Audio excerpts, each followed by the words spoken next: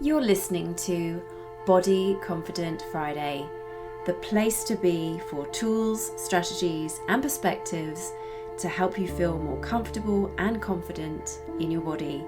I'm Judy Craddock, the Body Confidence Coach, author of the Little Book of Body Confidence, and creator of the Body Confidence Journey, the coaching program for women who want to stop chasing the perfect body and embrace the one that they are in. Welcome to the show.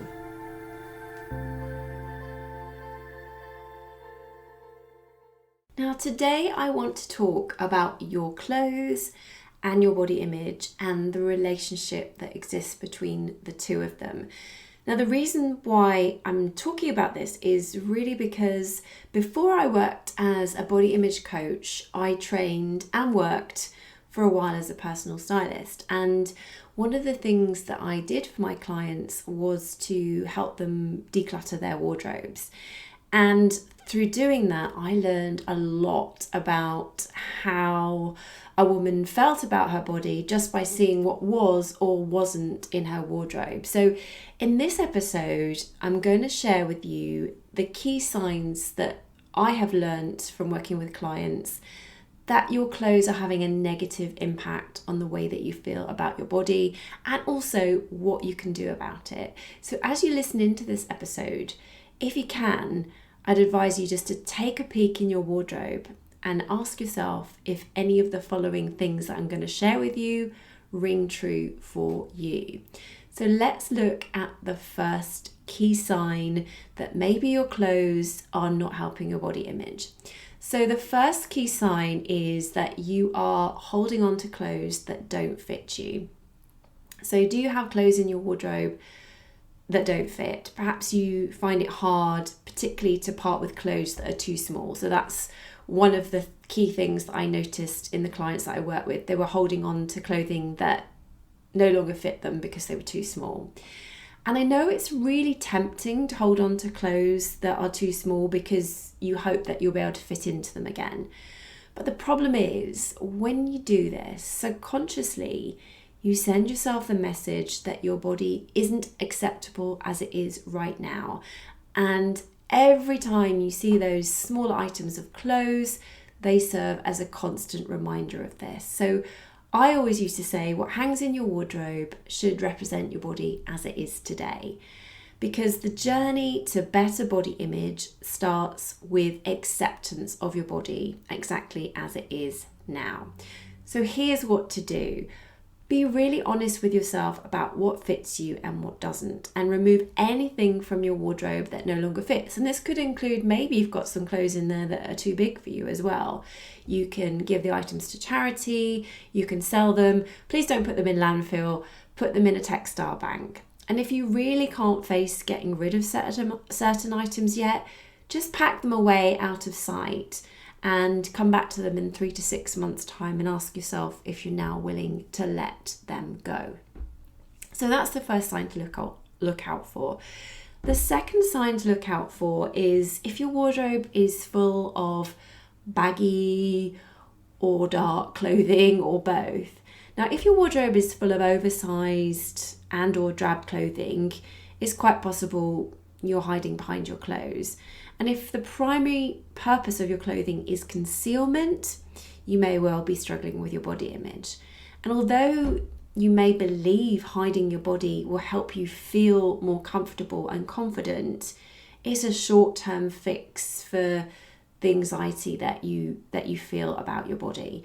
In the longer term, all it does is it tends to reinforce the belief that your body is unacceptable. And the need to hide comes from the assessment that your body is ugly, too fat, or whatever, and also the mistaken belief that others are going to think the same as well. So try doing this.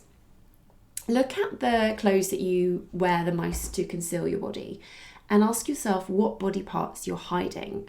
And for each body part, write down your worst fear if someone was to see it. So for example, you might be wearing baggy trousers to hide your thighs, and your worst fear might be, well, if someone sees how big my thighs are, they're going to stare at them and they're going to laugh at me. So really examine the logic behind each of your fears. Do you really believe them?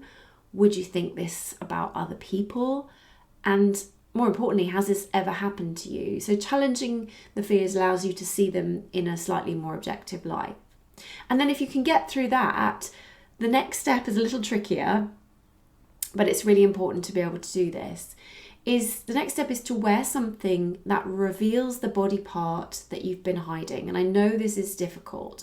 So if, for example, you are conscious of your upper arms, wear a top that reveals them and set yourself a small, relatively easy task of going out, maybe shopping or just for a walk in the park. It doesn't have to be very long, just so that you actually go out and you reveal that body part that you've been scared of showing. And just notice how it felt. I'm sure it will feel a little bit anxiety provoking, but how do you feel having done that? Has the fear lessened of showing that body part? And the more you practice this, the greater your improvement in body image will be. So that's the second sign. On to the third sign. So is your wardrobe full of new clothes, or would you describe yourself as a bit of a compulsive shopper? So when you feel down about your body, do you go on a shopping spree to try to make yourself feel better? Perhaps you think that if you can just find the right flattering piece of clothing, that you will feel better about your body. Now, the problem with shopping to soothe your body concerns is that it tends to be short-lived.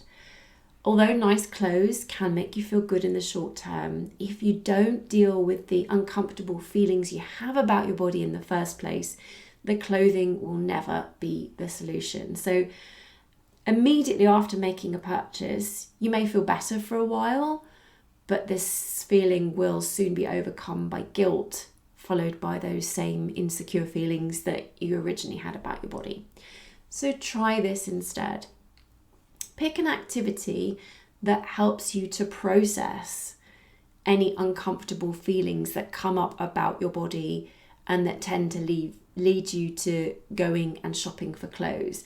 So this might be, for example, journaling about your feelings or discussing them with a friend, doing some kind of movement that you enjoy that makes you feel grateful in your body, or just spending some time in nature getting some perspective. And so the next time you feel the need to shop, to relieve any negative feelings about your body, engage in your chosen activity instead.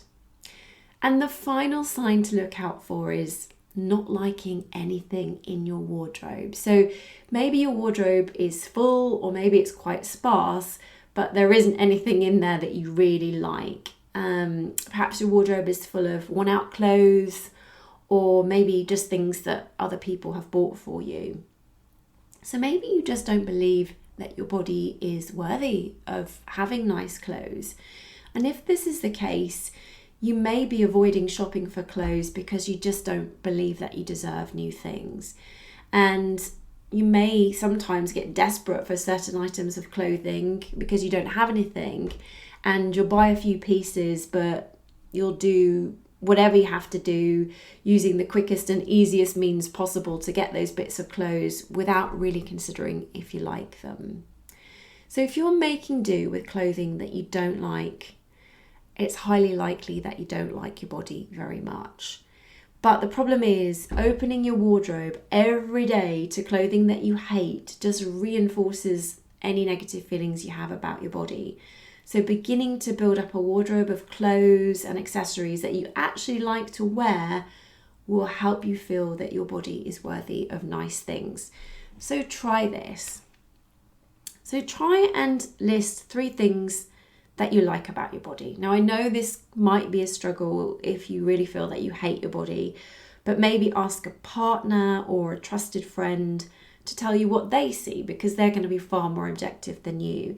And for each of those body parts, list how you can extenuate them, it's a bit of a mouthful, in some way, in the way that you dress or the way that maybe you wear your hair, for example. So if, for example, you like your décolletage area, maybe you want to wear a beautiful V-neck top or a necklace that draws attention to it. And if you like your eyes, what can you do with your clothing or your makeup to bring out the colour of your eyes? So that's the final thing to look out for, and the things that you can do to try to help with that. Now, I would love to know what you have learned about your clothes and body image from this episode. So please do leave me a comment below wherever you are listening. That's all I've got for this episode of Body Confident Friday. Thank you so much for listening, and I hope to catch you next time.